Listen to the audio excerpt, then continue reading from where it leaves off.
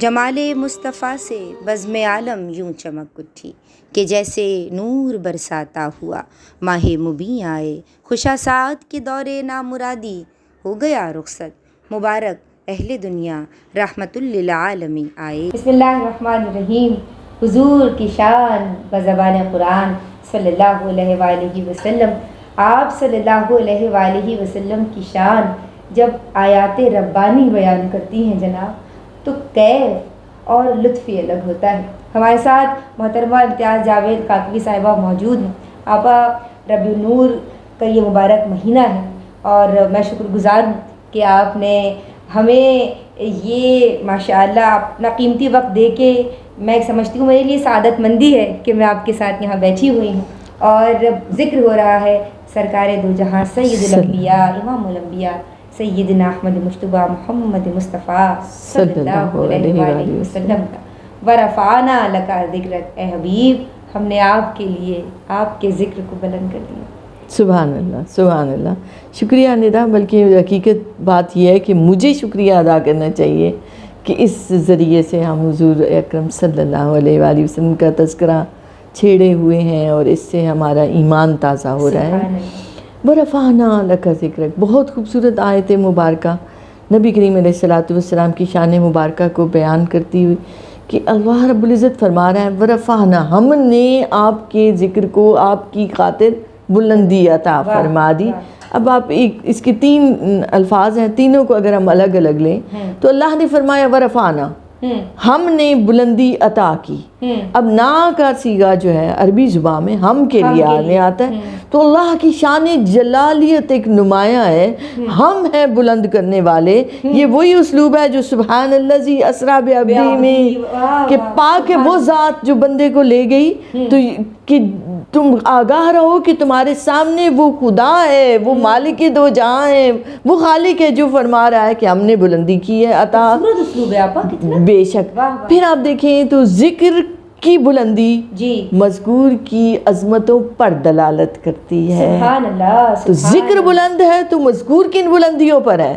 کیا بات ہے! عقل حدوں میں رہ جاتی ہے، مگر حضور کی فضیلت ان حدوں سے ماورا ہے۔ بے شک، بے شک۔ پھر ہر بلندی یا ہر چیز کی نسبت کسی چیز سے ہوتی ہے، جیسے نحن اقرب الیہ من حبل الورید، شارک سے کہیں زیادہ قریب۔ اب قربت کی بات ہوئی تو شارک کی نسبت دی کہ اس نسبت سے زیادہ قریب۔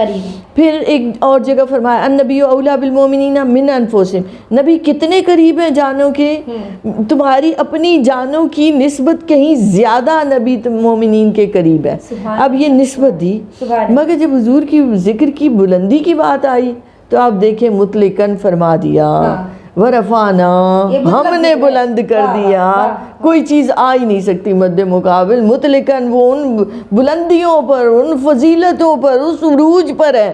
وَلَلْآخِرَةُ خَيْرٌ لَكَ مِنَ الْأُولَىٰ، اور یہ بلندی بڑھ رہی ہے ہر گھڑی، ہر آن، ہر لمحہ۔ پھر ورفعنا میں شامل کر لیا ایک طرح سے، جیسے ان اللہ و ملائکتہ، ملائکہ ذکر کر رہے ہیں، آپ اور میں کر رہے ہیں، قرآن کر رہے ہیں، علماء کر رہے ہیں، مجتہدین کر رہے ہیں، مفسرین کر رہے ہیں، مبلغین کر رہے ہیں، ہر ایک فرد کر رہا ہے اور اس ذکر کے ذریعے اپنی باطنی عروج کی طرف جا رہا ہے، اپنی باطنی ترقی کی طرف جا رہا ہے۔ چلیں لکا آپ کیجئے اس کی، ورفعنا لکا ذکرک۔ ورفعنا ذکر بلند کر رہا ہے پروردگار، اور لکا یعنی آپ کے لیے، یہ آپ کے لیے کہنا کہ یا رسول اللہ صلی اللہ علیہ وسلم، میں تو کہتی ہوں آپا فدا کا ابی و امی یا رسول اللہ صلی اللہ علیہ وسلم، ہماری نسلیں، ہمارے ماں باپ آپ پہ قربان، اور ہماری نسلیں آپ کا ذکر کریں اور آپ کا در دیکھیں، آپ کے در پہ جائیں، بار بار جائیں، اور گنبد خضرا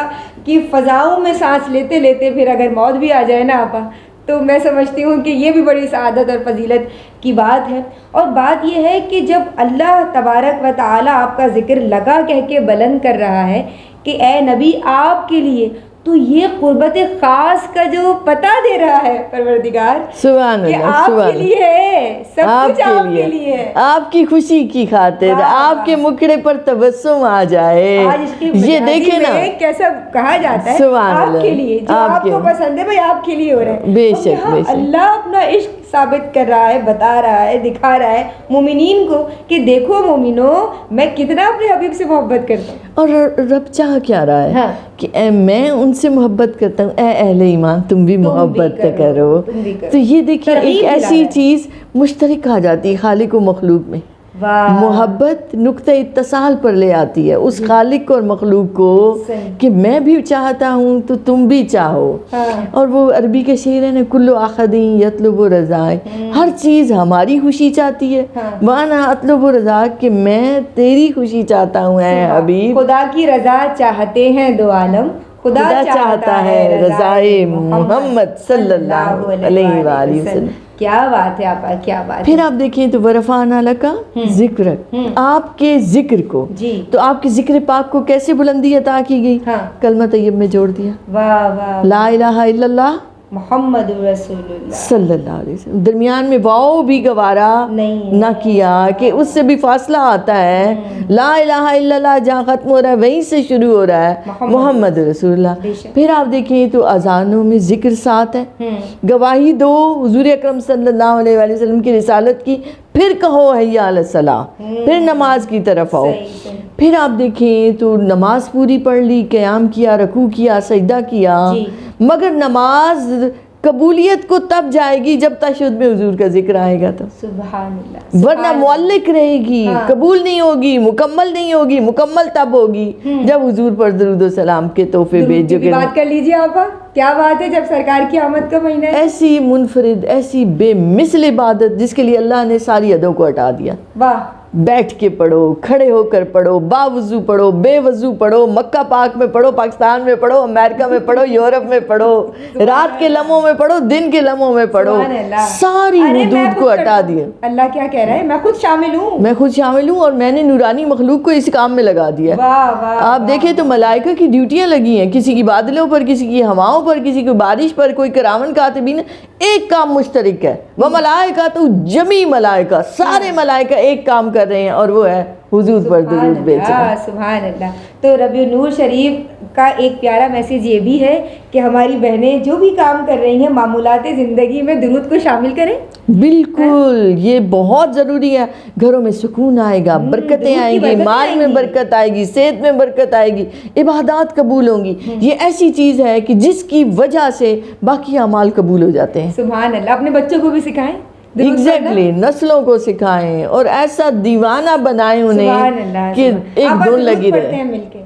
اللہم صلی علی سیدنا و مولانا محمد. اللہم صلی علی سیدنا و مولانا محمد وعلی سیدنا علی و سیدتنا فاطمہ و سیدتنا زینب و سیدنا حسن و سیدنا حسین وعلی آلہ و صحبہ و بارک وسلم.